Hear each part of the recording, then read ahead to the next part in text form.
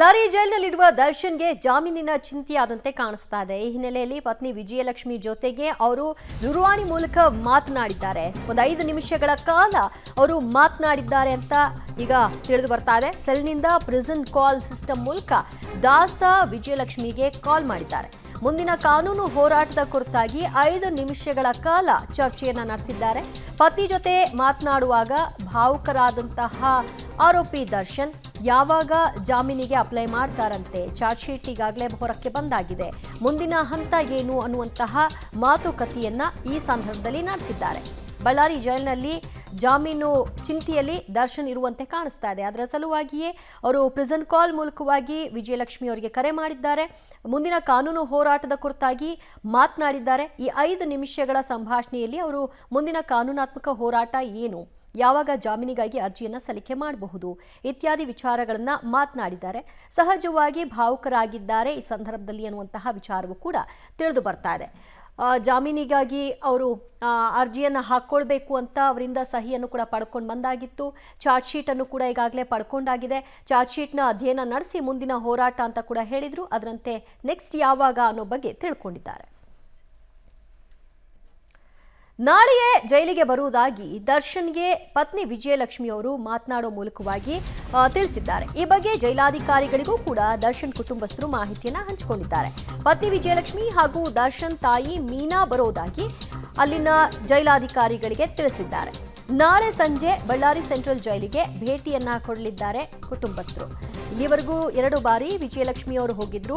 2ನೇ ಬಾರಿ ವಿಜಯಲಕ್ಷ್ಮಿ ಹೋದಾಗ ಅವರ ಸಹೋದರ ದಿನಕರ್ ಕೂಡ ಹೋಗಿ ದರ್ಶನ್ನ ಭೇಟಿ ಮಾಡ್ಕೊಂಡು ಬಂದಿದ್ರು. ಈಗ 3ನೇ ಬಾರಿಗೆ ಅವರು ಮತ್ತೆ ಬಳ್ಳಾರಿ ಜೈಲಿಗೆ ಹೋಗ್ತಾ ಇದ್ದಾರೆ. ಹಾಗಾಗಿ ಜೈಲಾಧಿಕಾರಿಗಳಿಗೆ ಮಾಹಿತಿಯನ್ನ ಕೊಟ್ಟಿದ್ದಾರೆ. ಯಾರ್ಯಾರು ಬರ್ತಾ ಇರೋದು ಅನ್ನುವಂತಹ ಇನ್ಫಾರ್ಮೇಶನ್ನ ಮುಂಚಿತವಾಗಿ ಕೊಡಬೇಕಾಗುತ್ತೆ. ಅದರಂತೆ ವಿಜಯಲಕ್ಷ್ಮಿ ಮತ್ತು ವಿಜಯಲಕ್ಷ್ಮಿ ಅವರ ಅತ್ತೆ ಮೀನಾ ತೂಗುದೀಪ್ ಅವರು ಹೋಗ್ತಾ ಇದ್ದಾರೆ, ದರ್ಶನ್ ಅವರ ತಾಯಿ. ಸೊ ಅವರಿಬ್ಬರು ಭೇಟಿಗೆ ನಾಳಿನ ಸಮಯ ನಿಗದಿಯಾಗಿದೆ. ಸಂಜೆ ಭೇಟಿ ಆಗ್ತಾರೆ.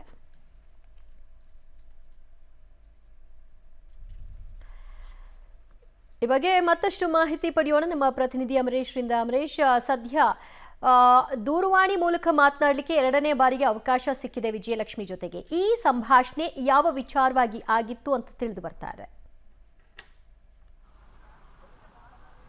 ದಿವ್ಯ ಜ್ಯೋತಿ, ರೇಣುಕಸ್ವಾಮಿ ಕೊಲೆ ಪ್ರಕರಣದಲ್ಲಿ ಡಿ ಗ್ಯಾಂಗ್ನ ಕ್ರೂರತೆ ಈಗಾಗಲೇ ಬಟಾಬೈಲಾಗಿದೆ. ಯಾವಾಗ ಡಿ ಗ್ಯಾಂಗ್ನ ಕ್ರೂರತೆ ಬಗ್ಗೆ ಸ್ವತಃ ದರ್ಶನ್ ಅವರಿಗೆ ಮಾಹಿತಿ ಸಿಕ್ತು, ಆಗ್ಲಿಂದಲೂ ಸಹಿತ ಬಳ್ಳಾರಿ ಸೆಂಟ್ರಲ್ ಜೈಲಿನಲ್ಲಿ ದರ್ಶನ್ ಅವರು ಒಂದು ರೀತಿಯಿಂದ ವಿಚಲಿತರಾಗಿದ್ದಾರೆ. ಇದೇ ಕಾರಣಕ್ಕೋಸ್ಕರ ಕುಟುಂಬಸ್ಥರ ಜೊತೆಗೆ ಮಾತನಾಡುವಂತ ಅಭಿಲಾಷೆಯನ್ನು ಕೂಡ ಜೈಲಾಧಿಕಾರಿಗಳ ಮುಂದೆ ಅಂದ್ರೆ ವ್ಯಕ್ತಪಡಿಸಿದ್ರು. ಹೀಗಾಗಿ ಜೈಲಾಧಿಕಾರಿಗಳು ದರ್ಶನ್ ಅವರಿಗೆ ಅವ್ರ ಕುಟುಂಬಸ್ಥರ ಜೊತೆಗೆ ಮಾತಾಡಲಿಕ್ಕೆ ಅವಕಾಶವನ್ನು ಮಾಡಿಕೊಟ್ರು. ಅಂದ್ರೆ ಪ್ರಿಸನ್ ಕಾಲ್ ಸಿಸ್ಟಮ್ ಮೂಲಕ ಪತ್ನಿ ವಿಜಯಲಕ್ಷ್ಮಿ ಅವರ ಜೊತೆಗೆ ದರ್ಶನ್ ಅವರು 5 ನಿಮಿಷಗಳ ಕಾಲ ಮಾತನಾಡಿದ್ರು. ಈ ಸಂದರ್ಭದಲ್ಲಿ ದರ್ಶನ್ ಅವರು ಪತ್ನಿ ಜೊತೆಗೆ ಮಾತನಾಡುವಾಗ ಭಾವುಕರಾದ್ರು. ಅಂದ್ರೆ ಈ ಎಲ್ಲ ವಿಚಾರಗಳಂದ್ರೆ ಅವರ ವಿರುದ್ಧ ಸಿಕ್ಕಿರುವಂತಹ ಸಾಕ್ಷಿಗಳ ಬಗ್ಗೆಯೂ ಸಹಿತ ದರ್ಶನ್ ಅವರ ಪತ್ನಿ ವಿಜಯಲಕ್ಷ್ಮಿ ಅವರು ಈ ಸಂದರ್ಭದಲ್ಲಿ ದರ್ಶನ್ ಅವರಿಗೆ ಹೇಳಿದ್ರು. ಅದಾದ್ಮೇಲೆ ಮತ್ತೆ ಅಂದ್ರೆ ಕಳೆದ 1 ವಾರದ ಹಿಂದಷ್ಟೇ ದರ್ಶನ್ ಅವರು ಪತ್ನಿ ವಿಜಯಲಕ್ಷ್ಮಿ ಅವರ ಜೊತೆಗೆ ಮಾತನಾಡಿದ ಮಾರನೇ ದಿನನೇ ವಿಜಯಲಕ್ಷ್ಮಿ ಅವರು ಬಳ್ಳಾರಿ ಸೆಂಟ್ರಲ್ ಜೈಲಿಗೆ ಬಂದಿದ್ರು. ಅದಾದ್ಮೇಲೆ ಒಂದಿಷ್ಟು ಮುಂದಿನ ಕಾನೂನು ಹೋರಾಟದ ಬಗ್ಗೆ ಕೂಡ ಚರ್ಚೆ ಮಾಡಿದ್ರು.